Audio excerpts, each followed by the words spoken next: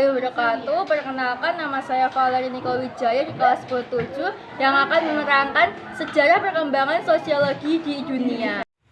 Apa itu sosiologi? Sosiologi adalah ilmu sosial yang mempelajari setiap kehidupan masyarakat. Objek kajian dari sosiologi tidak lain adalah kehidupan manusia. Kata sosiologi berasal dari bahasa Yunani, yang terdiri dari kata sosius yang artinya masyarakat dan logos yang artinya ilmu. Sosiologi sudah ada sebelum istilah sosiologi muncul. Filsuf besar era Yunani kuno, Plato dan Aristoteles telah menulis buku tentang bagaimana mendesain masyarakat yang adil dan bahagia. Ilmuwan di timur, Ibnu Khaldun menulis tentang integrasi sosial, asabiyah, dan peradaban manusia pada abad 14. Sebelum Eropa masuk ke era Renaissance, pada periode awal era pencerahan di Eropa Barat, Thomas Hobbes, John Locke, dan Jean-Jacques Rousseau telah menulis tentang bagaimana mengorganisir masyarakat agar hidup harmonis dalam satu sistem pemerintahan melalui istilah yang dikenal dengan kontrak sosial. Dengan demikian, sosiologi sudah ada sejak zaman Yunani kuno. Artinya, sosiologi sudah ada sebelum istilah sosiologi ada. Abad pencerahan atau abad 19. Sosiologi tergolong ilmu pengetahuan yang relatif muda yang perkembangannya banyak terjadi di abad ke-19. Sebab banyak peristiwa bersejarah yang mempengaruhi peradaban manusia, yakni revolusi industri di Inggris dan revolusi sosial di Prancis. Revolusi industri di Inggris telah mengakibatkan perkembangan ekonomi menjadi tidak merata. Auguste Comte berpikir agar kesenjangan ekonomi tersebut dapat diperkecil dan ditiadakan. Alhasil, pada tahun 1838, Comte menuangkan pemikirannya lewat buku Positif Filosofi. Selanjutnya, revolusi sosial di Perancis selama abad 18 dan 19 yang menyebabkan pergeseran fokus sosiologi pada pembentukan ketertiban serta perubahan sosial. Kemudian pada 1895, Emile Durkheim menjelaskan perihal metodologi ilmiah dari sosiologi dalam The Rules of Sociological Method. Auguste Comte, tokoh intelektual Perancis dalam bukunya Cours de Philosophie Positive 1838, mencetuskan istilah sosiologi yang saat itu memiliki konotasi fisika sosial.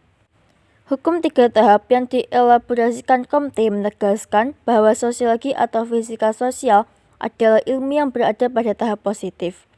Positif artinya rasional, empiris, dan bisa diteliti dengan hukum-hukum ilmiah seperti pada ilmu alam. Berada di tahap positif artinya meninggalkan unsur teologis dan metafisis. Dengan demikian, sejarah perkembangan sosiologi modern pada awal mula ditemukannya adalah ilmu pengetahuan yang positif. Metodologinya mengikuti hukum-hukum dalam ilmu alam, oleh karena itu dinamakan fisika sosial. Tahap perkembangan masyarakat menurut Auguste Comte. Tahap teologis. Tahap teologis adalah tahap pertama dalam perkembangan masyarakat menurut Comte. Tahap ini ditandai dengan adanya kepercayaan terhadap kekuatan-kekuatan supernatural atau ilahi untuk menjelaskan fenomena alam dan sosial. Masyarakat pada tahap ini masih bersifat primitif, tahayul, dan tidak rasional. Tahap metafisik. Tahap metafisik adalah tahap kedua dalam perkembangan masyarakat menurut Comte. Tahap ini ditandai dengan mulainya penggunaan akal budi dan rasionalitas untuk mencari penyebab-penyebab abstrak dari fenomena alam dan sosial. Masyarakat pada tahap ini mulai meninggalkan kepercayaan terhadap dewa-dewa dan beralih ke konsep-konsep metafisik seperti esensi, hakikat, tujuan, dan lain-lain. Tahap positif. Tahap positif adalah tahap ketiga dan terakhir dalam perkembangan masyarakat menurut Comte. Tahap ini ditandai dengan adanya penerapan metode ilmiah dan empiris untuk menentukan hukum-hukum yang mengatur fenomena alam dan sosial. Masyarakat pada tahap ini sudah mencapai tingkat kemajuan dan peradaban yang tinggi. Sosiologi era abad 20. Memasuki abad 20, terjadi migrasi tradisi ilmiah sosiologi dari Eropa Barat ke Amerika Serikat. Sosiologi pada abad 20 berkembang pesat di Amerika Serikat. Perlu diperhatikan pula konteks Amerika Serikat pada awal abad 20.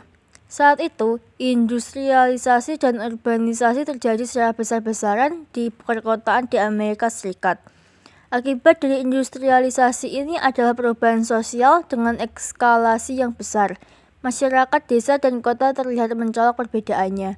Kondisi demikian mematik kaum intelektual Amerika untuk mengkaji gejala-gejala sosial yang timbul akibat perubahan sosial. Sosiologi menjadi salah satu studi ilmu sosial yang paling diminati. Jadi, di Amerika, sosiologi berkembang banyak di universitas. Pada periode sebelum Perang Dunia I sampai 1930-an, mazhab Chicago School mendominasi. Pada era ini bermunculan para sosiolog asal Amerika, ada Albion W. Small, Bertram Sorokin, George Herbert Mead, dan masih banyak lainnya. Sementara di Eropa, sosiologi bergerak untuk menyelesaikan permasalahan-permasalahan sosial, sehingga lebih mengarah ke sosiologi terapan, yakni sosiologi sebagai ilmu untuk mempelajari permasalahan sosial demi mendapatkan solusi untuk kepentingan bersama.